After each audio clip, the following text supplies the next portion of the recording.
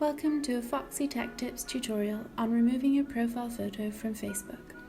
I'm doing this tutorial from the Facebook app, but it will also work on desktop. Let's begin. Open up Facebook, head over to your profile and then tap on your profile image. Now tap on View Profile Picture.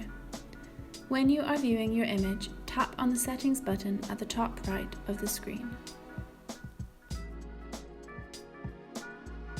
And now from this menu you can tap on Delete Photo.